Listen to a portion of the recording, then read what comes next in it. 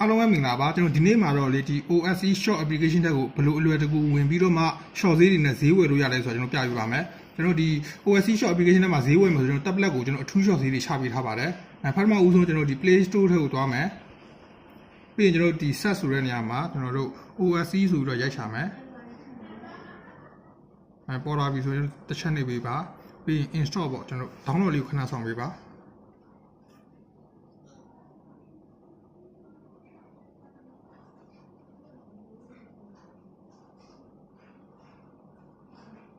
တောင်းပြီးတော့ဆိုကျွန်တော်ဒီ open လေးနဲ့เนาะကျွန်တော်ဒီ OSE short application တွေဝင်မယ်ဒီလိုပေါ်လာပြီဆိုရင်ကျွန်တော်ဒီအပြရောင်နဲ့ပေါ့เนาะဒီ asset လေးကိုတစ်ချက်ရွေးပေးပါ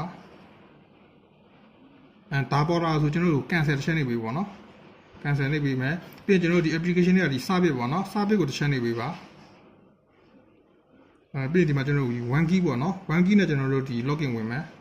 ဒီမှာဆိုရင်ကျွန်တော်ဒီတခြားဟာတွေပေါ့နော်ဒီ account login တို့ mobile login တို့ဒီ WeChat တို့ဒီ Google တို့ဘာမှရွေးပေးစရာမလိုဒီ one key လေးကိုပဲနေပေးပါ one key နေပေးတယ်ဆိုရင်သူ auto အကုန်လုံး login ဝင်တော့လိုက်ပါမယ်ဒါဆိုကျွန်တော် login ဝင်ပြီးသွားပြီ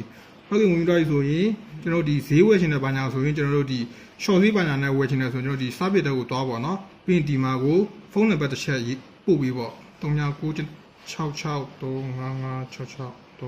ဒီလိုမျိုးပေါ့နော်ဒီကိုယ့်ရဲ့ဖုန်းနံပါတ်ကိုဒီကနေတစ်ချက်ပို့ပေးရဆိုရင်ကျွန်တော်တို့ရုံးဘက်ကနေပြီးတော့ကျွန်တော်တို့ဒီဖုန်းဆက်ပြီးတော့မှလိုအပ်တဲ့ပစ္စည်းရဲ့ဝယ်ချင်တဲ့ပစ္စည်းရဲ့ကို short ဈေးရတဲ့ဟာနဲ့ကျွန်တော်ပြန်ပြီးတော့ဆက်တော်ပြပါမယ်